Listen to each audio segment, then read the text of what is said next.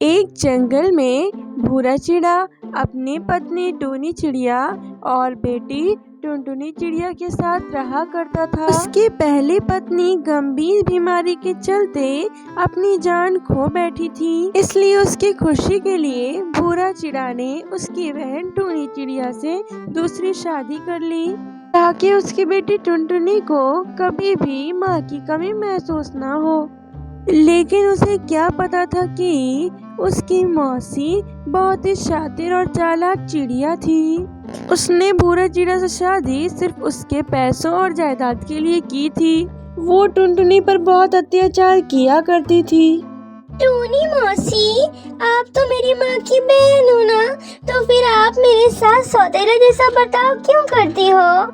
जब मेरी माँ जिंदा थी तब आप मुझसे बहुत प्यार करती थी, लेकिन माँ जब से हम लोगों को छोड़कर गई है तब से आप बदल गई है। ए टुनटुनी, चल मुझसे ज्यादा ज़बान न चला। मुझे ये न बता कि मुझे क्या करना है और क्या नहीं। चल जा किचन में सारा काम खत्म कर, उसके बाद मेरा पैर दबा। बेचारी टूनी चिड़िया अपनी सौतेली माँ का अत्याचार सहती रही। एक दिन उसका पिता टुन्नू चिड़ा अपने किसी काम से घर से बाहर जाता है।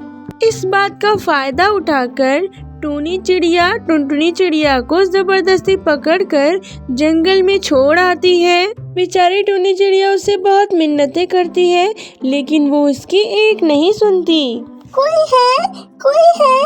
मुझे बचाओ यहाँ से, मुझे बहुत डर लग रहा है। तभी टूनी चिड़िया की आवाज सुन के कालू कौआ वहाँ पे आता है। क्या हुआ टूनी चिड़िया, तुम रो क्यों रही हो?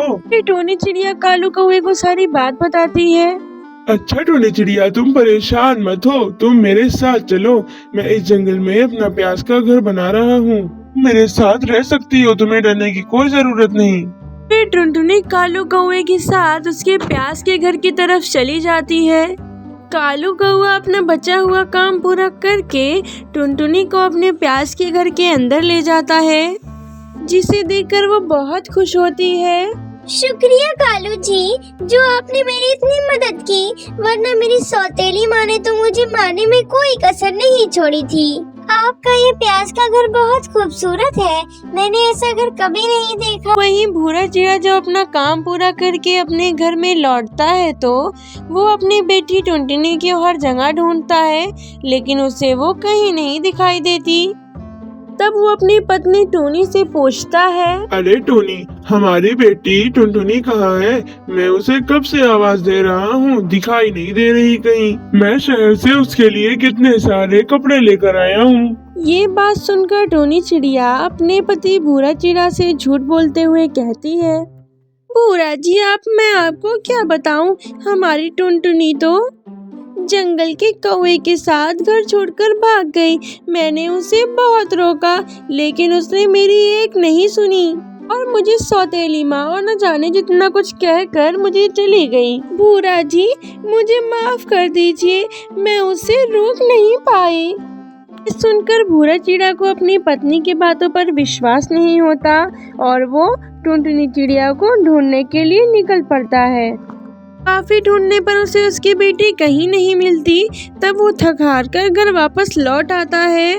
घर आकर देखता है तो उसकी पत्नी टूनी चिड़िया एक दूसरे चिड़े से उसके जमीन और घर जायदाद के बारे में बात कर रही थी। देखो, हमने टूनी चिड़िया को तो रास्ते से हटा दिया और अब बचता है भूरा चिड़ा, तो उसे भी हम किनारे लगाकर और सारे पैसे लेकर हम रफू चक्कर हो जाएंगे।